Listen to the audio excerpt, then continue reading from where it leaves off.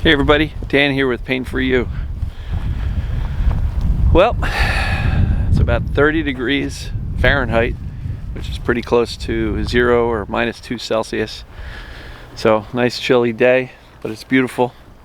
It's afternoon, we got the sun setting back in the behind those trees over there. It's about 3:30. Anyway, today I wanted to talk about just some misperceptions that some people may have. And I guess the topic is TMS, sorry, getting behind a tree.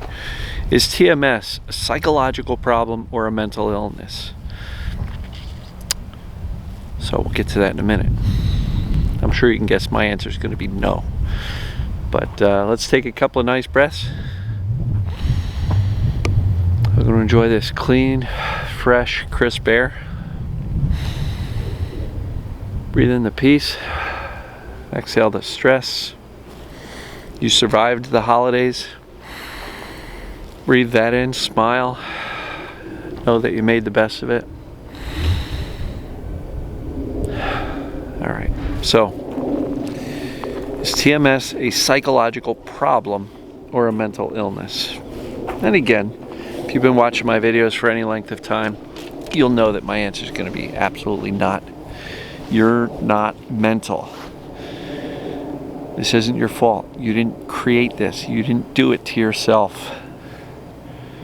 TMS, in my opinion, or this mind-body syndrome, is essentially the brain doing its job, which is to protect you at all costs.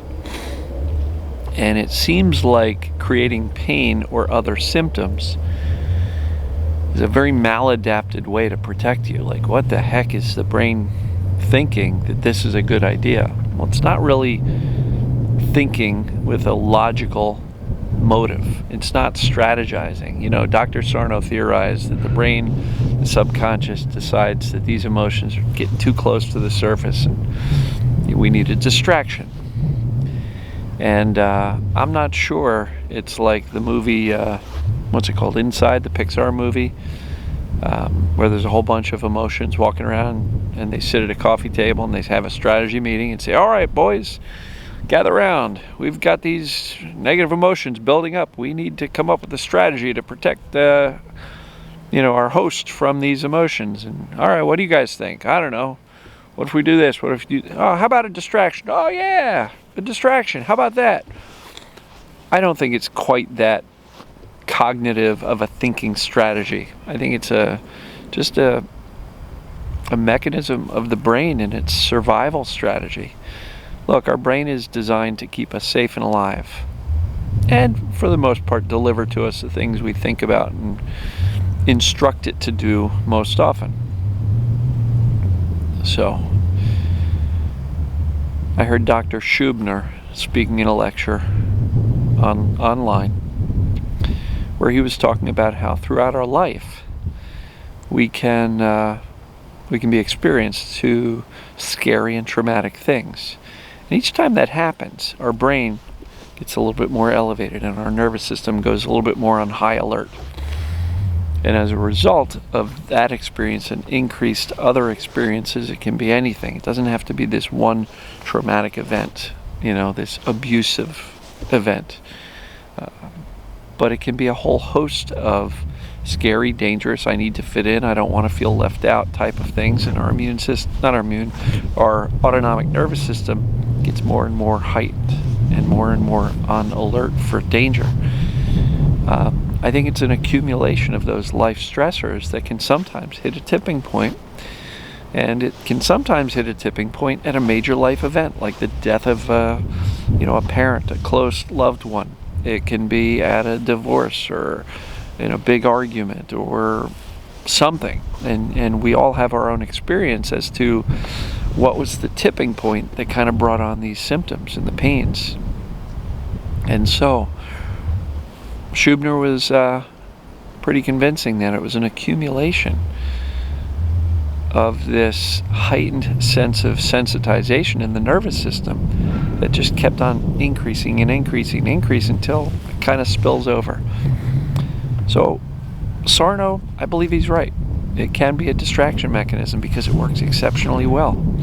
Because once we have these symptoms, we're not thinking about these life events or stressors or emotions anymore.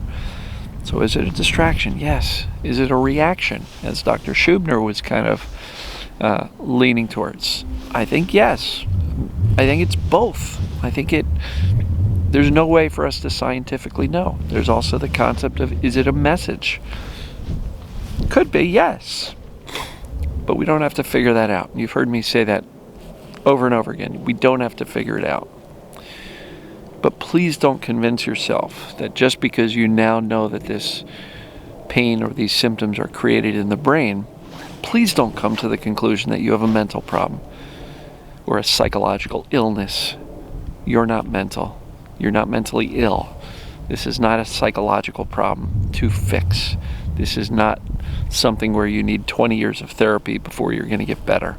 I don't think we need to go excavate every past emotional event from our past and re-experience it and reframe it and fix it. No, if in essence this is a nervous system that is hypervigilant and has resulted in any number of symptoms, whether it be pains, weakness, numbness, burning, tingling, itchiness, autoimmune type of issues, gastrointestinal issues, and it's all as a result of a nervous system and a brain that is on acting hyper vigilant, looking out for dangers. Wouldn't the simplest way, instead of getting into all of this psychological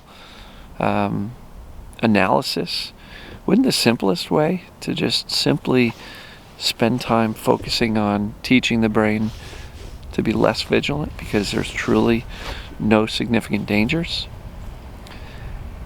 And as a result of creating those safety messages consistently, both with our thinking as well as our breathing and soothing our bodies,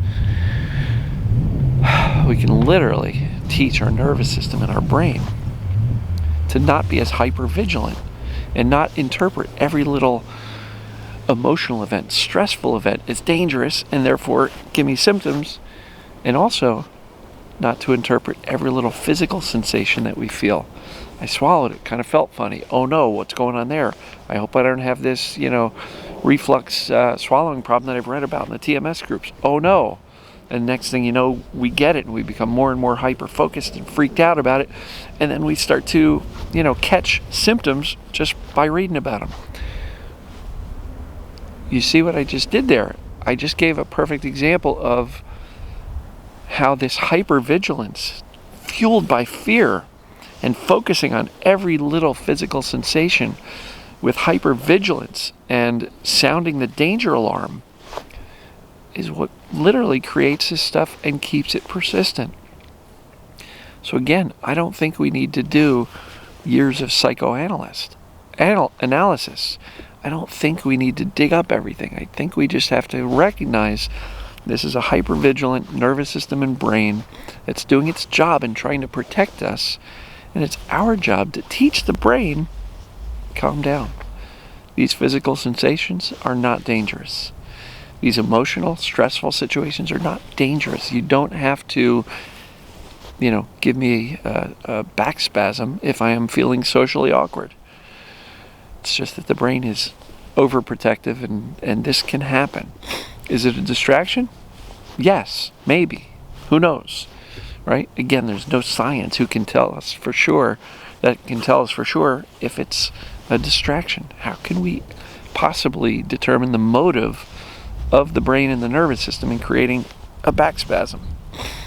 Or is it a reaction? Yes, maybe, no, could be. Is it a message? Yes, maybe, no. It doesn't matter.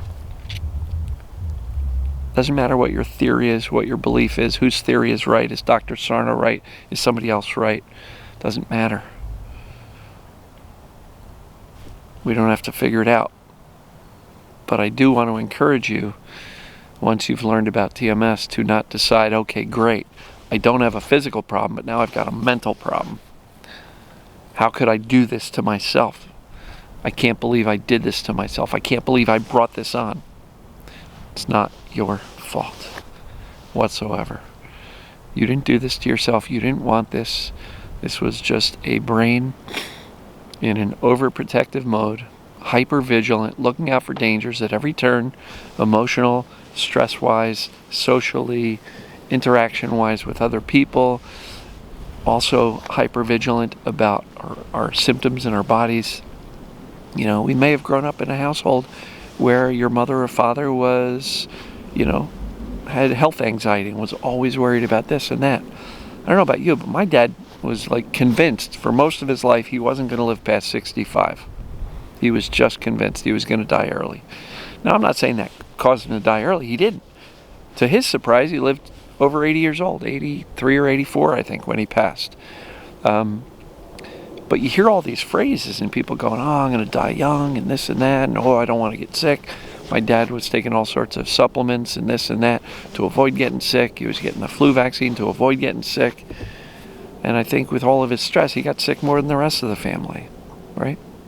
He had more colds, more flus. He had back pain. It was TMS. He didn't understand it. And even though I had figured it out long before he passed, he didn't quite get the concept. All I was able to get through to him was that it's stress-related. But he didn't understand it. And frankly, back then, I didn't understand it as well either. So look, this is not a psychological problem. This is not a mental illness. You're not broken. Not mentally, not emotionally, not physically. And I know, I get it.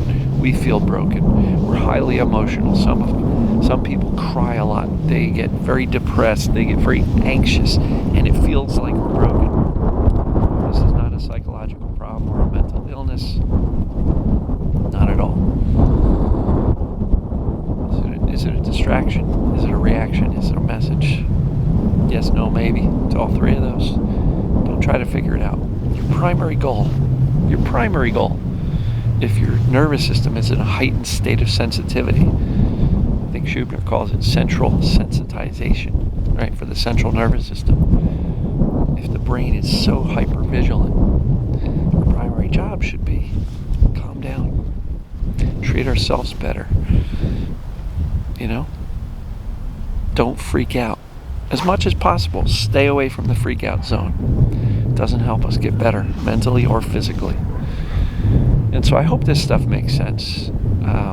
For anybody who's judging themselves as now having a mental problem because they've got this thing called mind-body syndrome or TMS, you're not mental, you're not broken. You've just got a central nervous system and a brain that's become hypervigilant, and it kind of interprets everything as dangerous, socially, emotionally, and physically. And it's our job to simply, through a calm, reassuring response, to teach it that there's no need to be hypervigilant, and that we can feel a tweak in our back and not freak out about it and go, okay, whatever, and then go on with our day, and before you know it, it's gone. It's not there. That's where I'm at. I have zero fear about my physical body or any sensations. Not to say I don't ever get a sensation anywhere in my body. I do, but I don't freak out about it, and therefore it doesn't become an issue, right? Symptoms can only become chronic and persistent with fear and attention.